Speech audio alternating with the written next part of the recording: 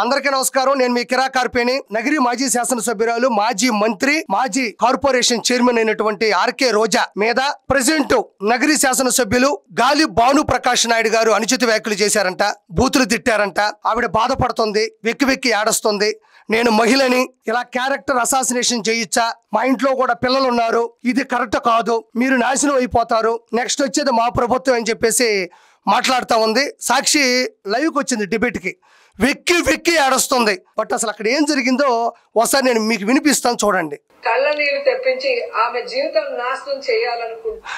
దేవుడు అనేవాడు ఉన్నాడు, దాన్ని ఎవరో కాదనరు. నీకైతే దరిదాపుల్లోనే ఉన్నాడు శ్రీ వెంకటేశ్వర స్వామి. అక్కడికి వెళ్ళి పూజ చేసుకోకుండా, భజన చేసుకోకుండా, కింద నుంచి వేల మందిని పైకి తీసుకెళ్లి కోట్ల రూపాయలు సంపాదించావు. నైవేద్యం పెట్టాల్సిన కొండ మీద ప్రెస్ మీట్లు పెట్టావు. నువ్వు వచ్చి మళ్ళీ దేవుడు అనేవాడు ఒకడున్నాడు అంటున్నావు. నువ్వు అసలు దేవుడు అనే పదం వాడుతుంటే మెంటల్ లేసిపోతుంది నాకు అసలు. గతంలో జగన్మోహన్ రెడ్డి శ్రీ వెంకటేశ్వర స్వామిని కొండ మీద దౌర్భాగ్యాలు, అవినీతులు, అక్రమాలు చేస్తుంటే చూసి ఎంజాయ్ చేసి అన్నిచ్చే చిల్లర పైసల కోసం చప్పట్లు కొట్టిన వ్యక్తివి నువ్వు.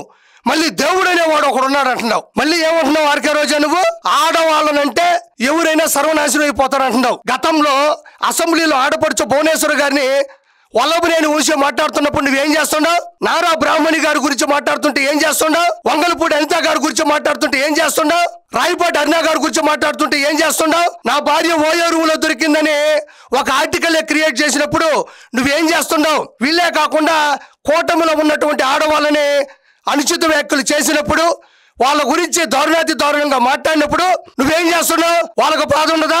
వాళ్ళ కుటుంబాలు ఉండవా? వాళ్ళకి పిల్లలు ఉండరా? వాళ్ళను బాధ పెడితే అవతల వాళ్ళు నాశనం అయిపోరా? అలా చేశారు కాబట్టే మీ పార్టీ 151లో 5 ఎగిరిపోయి 11 వచ్చాయి. అది నీకు తెలుసు కదా, ప్రాక్టికల్ గా చూసావు కదా. మళ్ళీ నువ్వు వచ్చేసి ఏరే వాళ్ళ గురించి మాట్లాడుతున్నావే అంటే నీ దాకా వచ్చేసరికి బాధ వస్తుందా? మిగతా వాళ్ళు ఎవరు ఆడాలి కాదా? ఈ రోజు వైఎస్ఆర్సీపీలో ఉండేటువంటి మహిళా నేతలందరూ బయటకు వచ్చేసి రోజాకి అన్యాయం జరిగిందంటున్నారే. మొన్న వేమిరెడ్డి ప్రశాంతి రెడ్డి గారి మీద ప్రసన్న కుమార్ రెడ్డి మాట్లాడిన మాటలు కడుపు కూర్చున్నోడు మాట్లాడతాడా? మనిషి అన్నోడు మాట్లాడతాడా? ఒక తల్లి గర్భం నుంచి వచ్చిన ఏ వ్యక్తి అయినా సరే సాటి మహిళ మీద అలా మాట్లాడతారా? బోరు బావి తన భర్తనే తాను చంపాలనుకుంటుంది, బ్లాక్ మెయిల్ చేసి పెళ్లి చేసుకుంది, ఆవిడ పిహెచ్డీ చేసింది. ఆ రోజు నువ్వేం చేస్తున్నావు? జరిగి 2 వారాలు కూడా కాలేదే. అంత దారుణంగా ఒక మనిషిని అవమానిస్తే నగిరిలోనే ఉన్నావు కదా, అన్నకి చెప్పొచ్చు కదా, అన్న ఇది తప్పన్నా, అలా అనకూడదు, నేను మహిళనే, నాకు ఒక కూతురుంది, సాటి మహిళని అలా మాట్లాడడం కరెక్ట్ కాదు, వాళ్ళ ఉసురు తగిలితే మనం పైకి రాము, గతంలో కూడా ఇలా మాట్లాడే కదా మనకు 5 సీట్లుపై 11 మిగిలినాయని. ఆ రోజు ఎందుకు మాట్లాడలేదు? ఈరోజు శ్యామల మాట్లాడుతుంది, లక్ష్మీ భారత మాట్లాడుతుంది, అందరూ మాట్లాడుతున్నారు. అంటే వైఎస్ఆర్సీపీలో ఉండే వాళ్ళు మాత్రమే మహిళలు అని ఒక లా ఉందా? ఒక రాజ్యాంగం ఉందా? కూటమిలో ఉండే వాళ్ళు ఎవరు మహిళలు కాదా? ఇక్కడ మాట్లాడుతున్నావే ఎవరన్నా బయట రాష్ట్రాల వాళ్ళు, బయట దేశాల వాళ్ళు చూస్తే నిజంగా నీకు అన్యాయం జరిగిందేమో, నీ నోటికుండా మంచి సంస్కారమైన మాటలు వస్తాయి, అయ్యో అనామకురాలు అమాయకురాలు అనుకుంటారేమో. నేను చెప్పిన తర్వాత వాళ్ళకి అర్థం అవుతుంది అనుకుంటున్నాను. నేను తర్వాత ఏం మాట్లాడిందో ఒకసారి చూద్దాం. బయటికి కూడా రాలేకుండా లోపల పెడతాడు. ఇదే నేను చెప్పింది కూడా. భగవంతుడు గురించి నువ్వు మాట్లాడబాక. భగవంతుడు బయటకు కూడా రానికుండా చేస్తాడు నువ్వే అంటున్నావు. అందుకనే కదా అన్న యలహంక ప్యాలెస్ లో దాక్కుంటున్నాడు, అందుకే కదా అన్న అసెంబ్లీకి రావట్లేదు, అందుకనే కదా అన్న శవం తగిలితే కానీ రాడు, అందుకనే కదా నువ్వు 1 year అసలు చెన్నై దరిదాపులు దాటి నగిరిలోకి రాలేదు. భగవంతుడు ఉన్నాడు. ప్రాక్టికల్ గా మీ నుంచే నేను నేర్చుకున్నాను. అది జబర్దస్త్ నుంచి ఒకటి తీసుకుపోయి మాట్లాడిస్తాడు, ఇంకోటి ఎవడో తీసుకొచ్చి మాట్లాడిస్తాడు, ఎమ్మెల్యేలతో మాట్లాడిస్తాడు. ఇక్కడ పెయిడ్ ఆర్టిస్టులతో మాట్లాడిస్తున్నాడు. అందులో జబర్దస్త్లో ఒకడు, అది నేనే, నో డౌట్.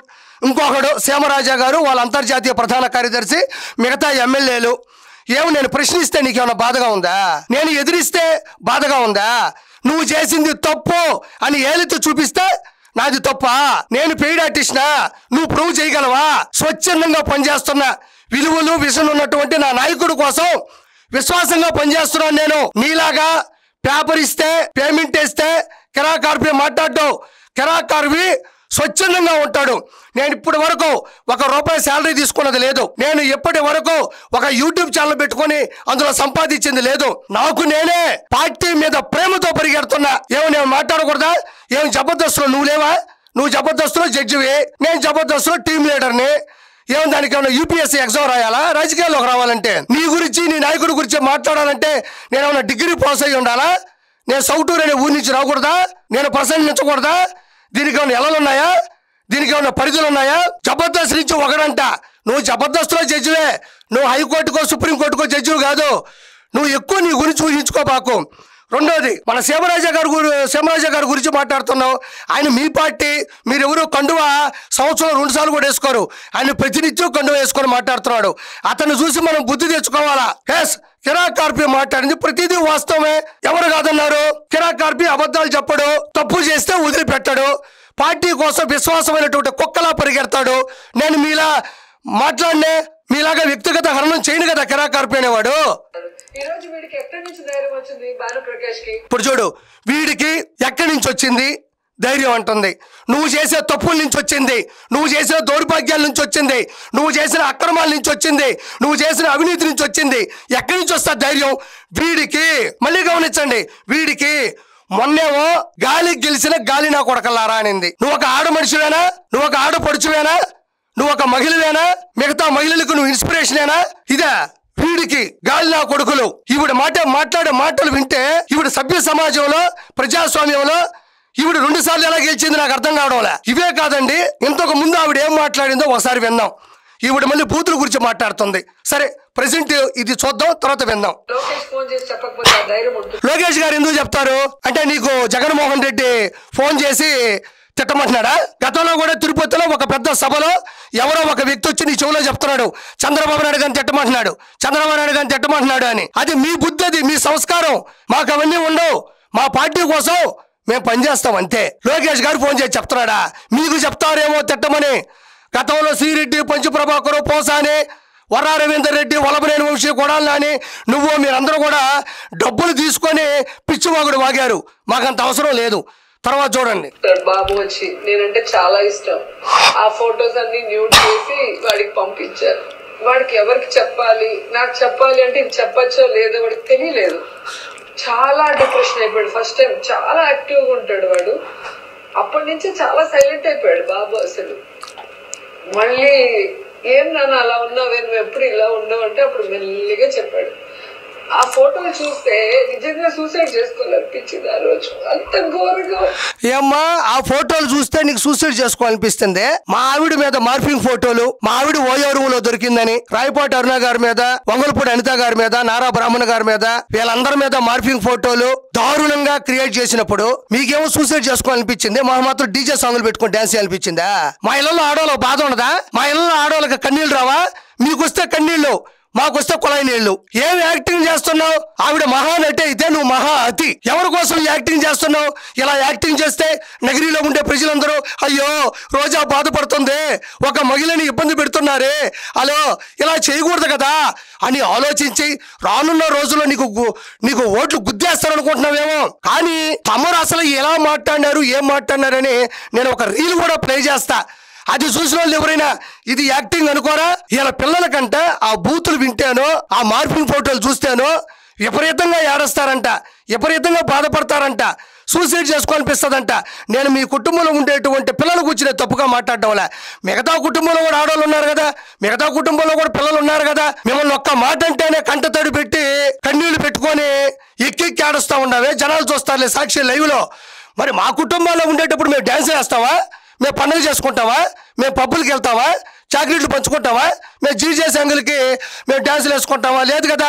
మా ఈ కుటుంబాలే కదా. ఆ రోజు నీకు ఎందుకు తెలియలేదు? ఈ రోజు ఒక్క మాట అనేసరికి ఉనిగిపోతా ఉండవే.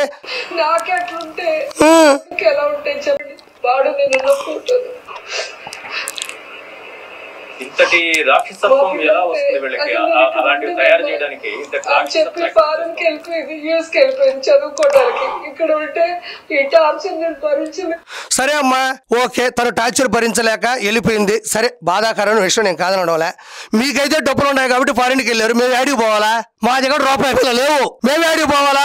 సౌటూరు పోవాలా, లేదా హైదరాబాద్ పోవాలా, లేదా బెంగళూరు పోవాలా? మాకు బాధ ఉండదా? మాకు భయం ఉండదా? నేను వరలక్ష్మి వ్రతం చేసిన, సంక్రాంతి చేసిన, లేదా పిల్లలు బర్త్డే చేసిన దాని కింద కూడా బూతులు పెడతారు సార్. ఏమమ్మా, మా వీడియోలు చూసావా? మేము కూడా ఏ వీడియో చేసినా బూతులే పెడతారు, బఠానీ గింజలు పెట్టట్లే. మాకు కిందకెళ్ళి చూడు, కిరాక్ కార్పి వైపు గురించి, మిగతా ఆడవాళ్ళ గురించి, ఏ ఆడమనిషి అయినా సరే వీడియోలు చేస్తే దాని కింద ఏ కామెంట్లు పెడుతున్నారో ఒకసారి చూడు. అంటే ఎంత కక్ష సాధింపు, ఎంత అవమానిస్తే ప్రజలు నాతో ఉన్నారు, నన్ను నమ్మారు. ప్రజలు నీతో లేరు, నిన్ను నమ్మలేదు. మరి 45,400 ఓట్ల తేడాతో ఎందుకు ఓడిపోయినావు? ప్రజలు నీతో ఉంటే ఎవరిని మభ్య పెడతావు, ఎవరిని మోసం చేస్తావు? ప్రజలు నీతో లేరు, ఇంకెప్పటికీ ఉండరు, నువ్వు ఎప్పటికీ గెలవు. అందుకే నేను ధైర్యంగా ఇంకా పోరాడగలుగుతున్నాను.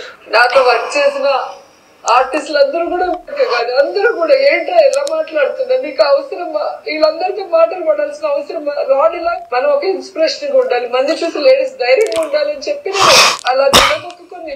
ఏది నేను ఇన్స్పిరేషన్ గా తీసుకోవాలా? ఏ విషయంలో నేను ఇన్స్పిరేషన్ గా తీసుకోవాలా? నగిరిని 2 సార్లు నీ చేతిలో పెడితే సర్వనాశనం చేసావు, దాంట్లో నిన్ను ఇన్స్పిరేషన్ గా తీసుకోవాలా? తిరుమల 100 మందికి 1000 మందిని తీసుకెళ్లి కోట్ల రూపాయలు సంపాదించావు, ఇందులో నిన్ను ఇన్స్పిరేషన్ గా తీసుకోవాలా? ఎర్రచందనం ఎత్తేస్తుంటే నీ పర్సంటేజ్ నువ్వు తీసుకున్నావు, దీన్ని నేను ఇన్స్పిరేషన్ గా తీసుకోవాలా? మైన్స్, వైన్స్, గ్రావెలు, ఇసుక, అక్రమాలు, అన్యాయాలు, దౌర్భాగ్యాలు, దౌర్జన్యాలు, దందాలు, సెటిల్మెంట్లు, అడ్డదిడ్డంగా అన్నదమ్ముల సాక్షిగా 3,000 కోట్ల రూపాయలు సంపాదించావు, ఇందులో నేను ఇన్స్పిరేషన్ గా తీసుకోవాలా? నగిరిలో అభివృద్ధి లేకుండా చేశావు, ఇందులో నేను ఇన్స్పిరేషన్ గా తీసుకోవాలా? నోరు తెరిస్తే బూతులు మాట్లాడతావు, చిన్న పెద్ద ముందు వెనక మంచి చెడు తేడా లేకుండా బూతులు మాట్లాడతావు, సాటి మహిళలు కూడా నీ వైపుకు తొంగి కూడా చూడరు, ఇందులో నిన్ను ఇన్స్పిరేషన్ గా తీసుకోవాలా? ఇందులో నిన్ను ఇన్స్పిరేషన్ గా తీసుకోవాలి. నన్ను దొంగ దెబ్బ తీయాలంటే ఈశ్వర్, నన్ను దొంగ దెబ్బ తీయాలంటే నేను ఒప్పుకోను. నాకుగా నేను వెళ్ళిపోవాలా, నాకు వద్దనుకుని వెళ్ళాలి, కానీ నన్ను తరిమేయాలని, నా మీద ఏదైనా నిందలేసి దొంగ దెబ్బ తీయాలంటే నాకు పట్టుదల ఎక్కువ, చాలా పట్టుదల నాకు, వదిలిపెట్టను. నేనేంటో ఎన్నిసార్లు నన్ను చావ దెబ్బ తీయాలనుకున్నాడో చంద్రబాబు నాయుడు, లోకేష్, వాళ్ళందరికీ నేను దీనికి 10 ఇస్తాను. ఆ రోజు వస్తుంది ఖచ్చితంగా. నేను 100% చెప్తున్నా, నీకు జీవితంలో ఆ రోజు రాదు. నగరిలో 2 సార్లు నీకు అవకాశం వచ్చింది, నువ్వు సద్వినియోగం చేసుకోవాలా. భగవంతుడు 1 సారి ఇవ్వడమే ఎక్కువ, 2 సార్లు ఇచ్చాడు, ఇంకా నీకు అవకాశమే లేదు. నువ్వు కరెక్ట్ కాదని కన్ఫర్మ్ చేసుకున్నారు ప్రజలు, అందుకని 45,400 ఓట్ల తేడాతో తమరు ఓడిపోవడం జరిగింది. ఎందుకు నీకు ఓట్లే లేదు? ఈవీఎం మిషన్లు అంటావు, మరి 2019 అవే ఉన్నాయి కదా, నోరు తెరుస్తావు. కాబట్టి నిన్ను ఎందులో కూడా ఇన్స్పిరేషన్ గా తీసుకోరు, ఇంచుమించు నిన్ను ఎప్పటికీ గెలిపించరు. చివరిగా విందాం. ఆ రోజు నన్ను తీసుకుపోయినప్పుడు హైదరాబాద్ లో ప్రెస్ మీట్ పెట్టి చెప్పాను, ఈ రోజు నా క్యారెక్టర్ గురించి బ్యాడ్ గా మాట్లాడి ఆయన వెళ్ళి నేను కలవటం జరిగింది. కానీ చివరగా జగన్మోహన్ రెడ్డి సొంత చెల్లిని కన్న తల్లిని బయటపడేశాడు. షర్మిల గారు పసుపు చీర కట్టుకుంటే క్యారెక్టర్ అసాసినేషన్ వారి కార్యకర్తల చేత, వాళ్ళ వర్గం చేత, వాళ్ళ సోషల్ మీడియా చేత కూడా దారుణంగా పోస్టులు పెట్టించాడు. కన్న తల్లి మీద అయితే కసాయితనంగా ప్రవర్తించడం జరిగింది. మీకు ఆడవాళ్ళంటే గౌరవం ఉండదు, పోనీ అతను మగాడు ఆడవాళ్ళని గౌరవించలేదు, అతనికి నైజం అనుకుందాం. నువ్వు ఆడ మనిషివే కదా, నువ్వు అడవి మనిషివి కాదు కదా, ఆడ మనిషివే కదా. వాళ్ళకైనా కొన్ని విలువలు ఉంటాయి, అడవిలో పుట్టిన వాళ్ళకైనా మంచి చెడు ఉంటే ఆడవాళ్ళని గౌరవించాలని ప్రకృతి పరంగానే నేర్చుకుంటారు. నువ్వు సాటి మహిళవే కదా, నువ్వెందుకు ప్రెస్ మీట్ పెట్టి అన్న ఇది తప్పని మాట్లాడలేదు?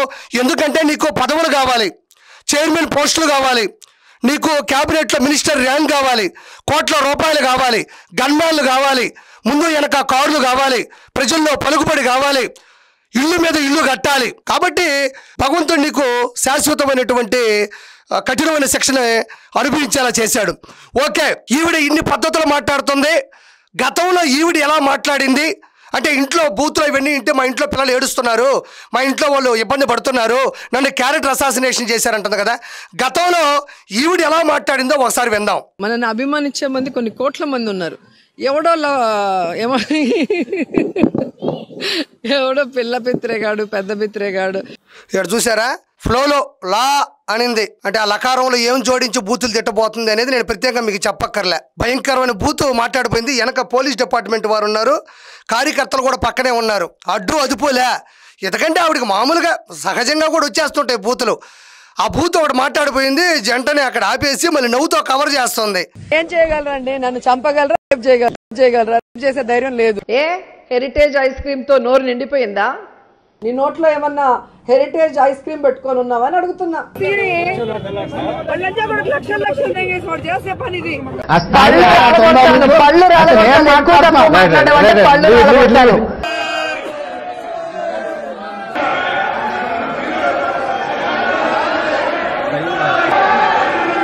అది భారతీయ జనతా పార్టీ లాగా లేదు, భావ జనతా పార్టీ లాగా ఉంది. ఇక్కడ గమనించారా? ఫస్ట్ లకారంతో ఒక బూతు మొదలెట్టపోయి నవ్వేసింది. దాని తర్వాత భావ జనతా పార్టీ అంటుంది. నోట్లో ఏమన్నా హెరిటేజ్ ఐస్ క్రీమ్ పెట్టుకున్నావా అంటుంది. ఇక్కడ చెప్పుకుంటూ పోతే 1-2 కాదు కదా. నేనేం ఎస్సీ ఎస్టీని కాదు, నా దగ్గరికి రావచ్చు. దానికి ముందు కూడా ఇంకా ఓపెన్ చేస్తే అన్ని బూతులే ఉంటాయి ఆవిడవి. పవన్ కళ్యాణ్ గారిని ఒక సందర్భంలో మాట్లాడుతూ గాడిదకు వచ్చినట్టుంది వయసు అనింది. అంటే నోరు తెరిస్తే నువ్వు మాట్లాడి బూతులే. నువ్వు మాత్రం అవతల నాయకుల్ని బండ బూతులు తిట్టచ్చు. అవతల ఆడవాళ్ళని ఎవరైనా వ్యక్తిగత హననం చేస్తే ఎంజాయ్ చేస్తావు. కానీ నిన్నంటే మాత్రం నువ్వు తట్టుకోలేవు. నిన్నంటే మాత్రం వెక్కి కన్నీళ్ళు వచ్చేస్తాయి. ఇంట్లో కుటుంబంలో పిల్లలందరూ బాధపడిపోతారు. ఇంట్లో వాళ్ళందరూ నిద్రలేని రాత్రులు గడుపుతారు. సూసైడ్ చేసుకోవాలని అనిపిస్తుంది. ఒక మహిళను చూడకుండా అనుచిత వ్యాఖ్యలు చేస్తారని చెప్తావు.